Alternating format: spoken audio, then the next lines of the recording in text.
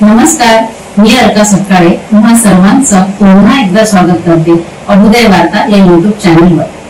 महिलांनो, नवरात्रीच्या हार्दिक शुभेच्छा। आजचा रंग आहे मोरपंखी। मोरपंखी रंग श्रीकृष्णाशी जोडलेला असतो। तो प्रेम आणि भक्तीचं प्रतीक मानला जातो। मोरपंखी रंग सौंदर्य आणि शांततेचा रंग मानला जातो। मोरपंखी रंग मानवाच्या शरीरातील नकारात्मक ऊर्जा घालून सकारात्मक शक्ती देत असतो। म्हणून महिलांनी मोरपंखी रंग जरूर परिधान करा। आज मी तुम्हाला अशा एका धाडसी व्यक्तिमत्वाची ओळख करून देणार आहे। ती आहे भूमिका भागवत। नमस्कार। नमस्कार नमस्कार सर्वांना। भूमिका, तुला नवरात्रीच्या हार्दिक शुभेच्छा आणि आमच्या अभुदय वार्ता या चॅनलवर तुझं स्वागत आहे। भूमिकाने फॉरेन्सिक सायन्स यामध्ये पदवी धारण केली आहे। तुम्हाला असं हे माहिती नसेल की फॉरेन्सिक सायन्स म्हणजे काय। आपण हे सगळं तिच्याकडून जाणून घेणार आहोत म्हणून की हे नेमकं काय आहे। तू सांगशील का भूमिका याच्याबद्दल? नक्कीच, मी सर्वांना आज सांगणार आहे आणि सर्वात आधी सर्वांना नवरात्रीचे खूप खूप शुभेच्छा। खरंच तुम्हा सर्वांना नवरात्र खूप आनंदाची आणि शांतीची आणि उन्नतीची जाऊ हीच प्रार्थना।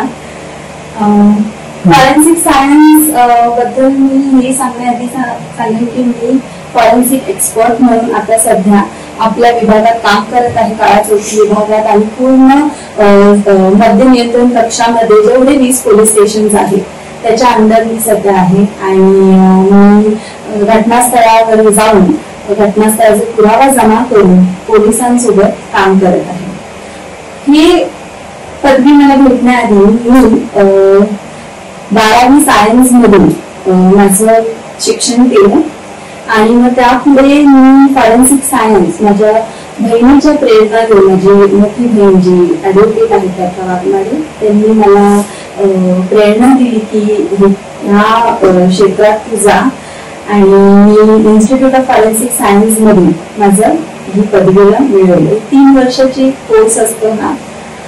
आणि आता फॉरेन्सिक सायन्स म्हणजे तो एक लॅटिन शब्द आहे जो फॉरेन्सिस होता, ज्याचा अर्थ फोरम म्हणून असतो।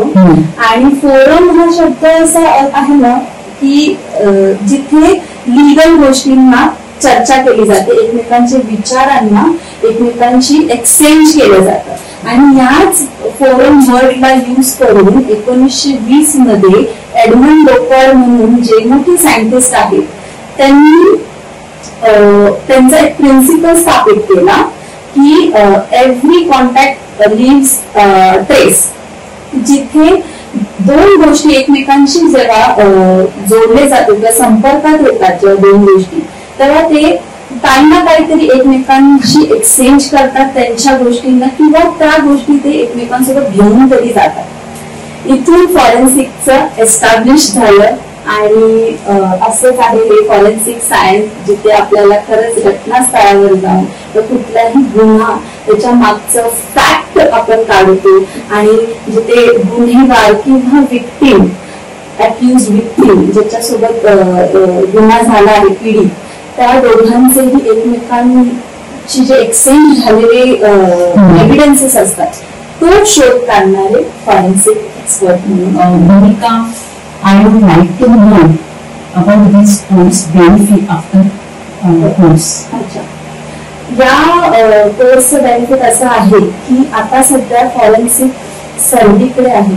डिजिटल फॉरेन्सिक आहे, ऑडिओन्टॉलॉजी फॉरेन्सिक आहे, अँथ्रोपोलॉजी फॉरेन्सिक आहे, सायकोलॉजिकल फॉरेन्सिक आहे, की जिथे आम्ही BNSS जो कायदा सध्या काढलेला आहे आपला भारतीय नागरिक सुरक्षा संहिता, त्याचं सेक्शन 176 सब क्लॉज 3 मध्ये जिथे सर्वीकडे आता फॉरेन्सिक एक्सपर्टचं व्हिजिट प्रत्येकी गुन्हा, स्पेशली जिथे 7 वर्ष त्याच्यावरतीचे गुन्हे आहेत तिथे फॉरेन्सिकची व्हिजिट सध्या कंपल्सरी केली गेलेली आहे।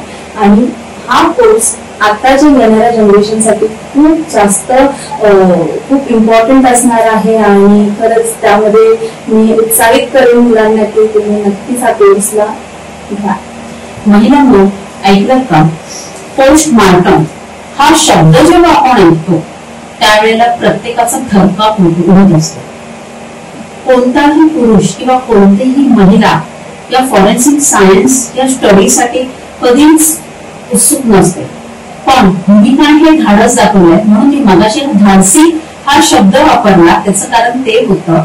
आणि तुझ्या भूमिका या कार्याला खरंच माझा सलाम आहे. एक मला विचारायचंय की तुला हे जेव्हा पोस्टमॉर्टम तू करत असतेस त्यावेळेला तुला कसला असा फिअर येत नाही की अरे बापरे मी कसं करून घे वगैरे असं, त्याबद्दल काय सांगशील?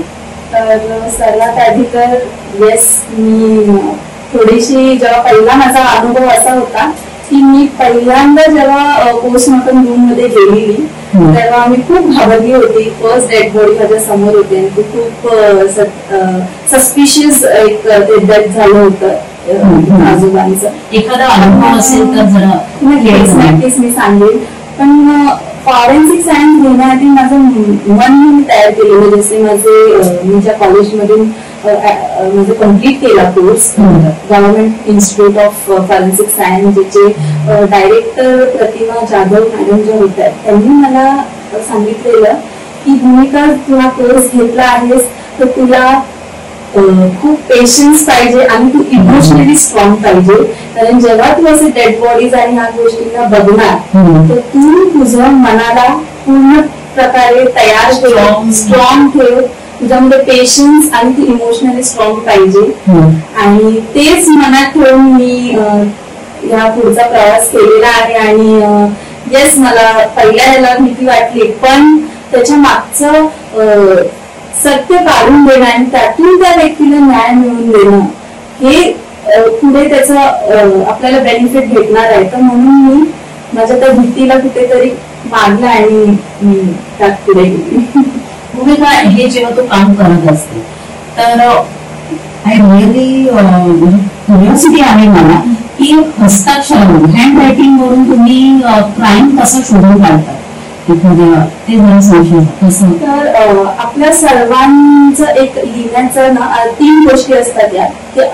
एक आपलं एक प्रेशर असतो लिहायचा, आपलं लिहायचं एक स्पीड असते, आपलं एक पॅटर्न असतो लिहायचा. प्रत्येकाचा एक वेगवेगळा पॅटर्न आहे लिहायचा. तर त्या प्रेशर वरून पेनाच्या इंकच्या प्रेशर वरून आम्ही समजतं, आम्हाला वेगवेगळे पॅटर्न्स थ्रू आम्हाला समजतात. आणि त्याच्यानंतर आम्ही पुढे अजून खूप फ्रॉड डॉक्युमेंट्स एक्झामिनेशन करतो. त्याच्यावरून आम्ही खोटे सही किंवा खोटे कोणाची हँडरायटिंग कॉपी केली आहे ते आम्हाला कळून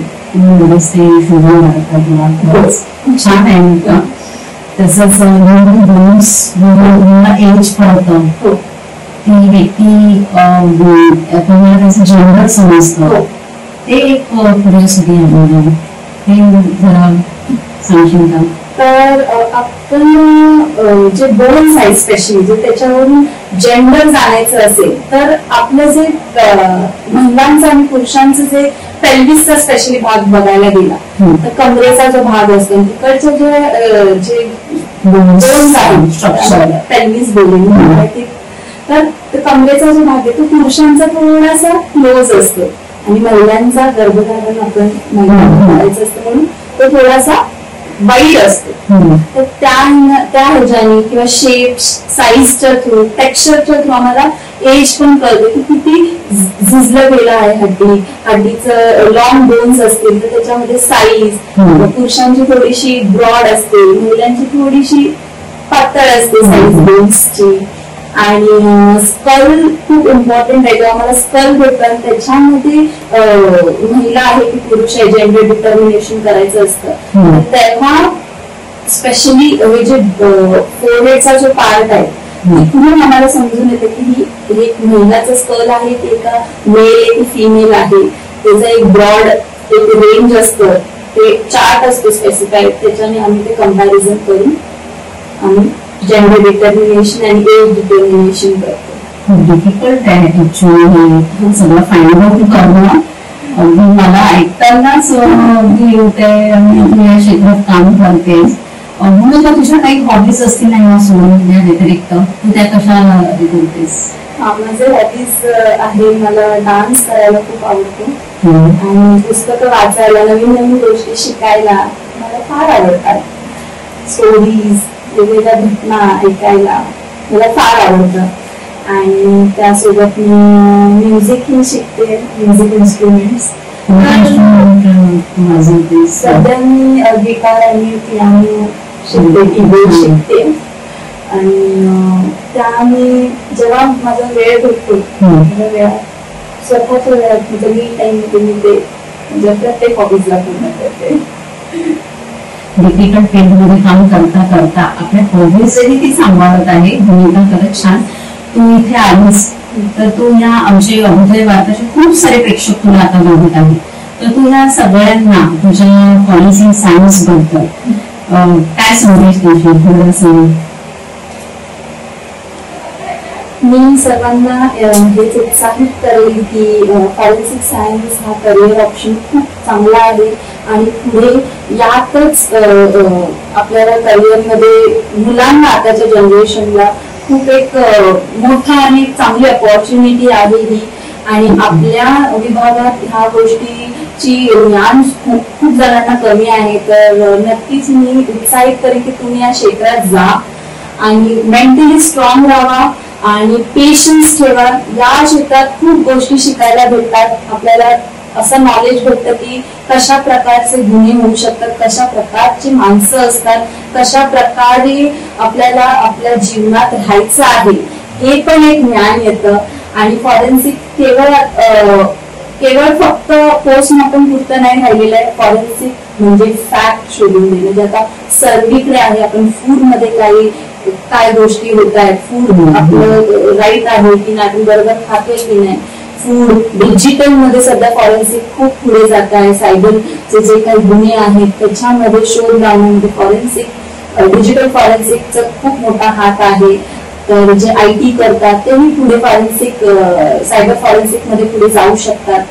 तर मी तेच उत्साहित करेन की नक्की तुम्ही हे क्षेत्र निवडा आणि आपल्या समाजाला,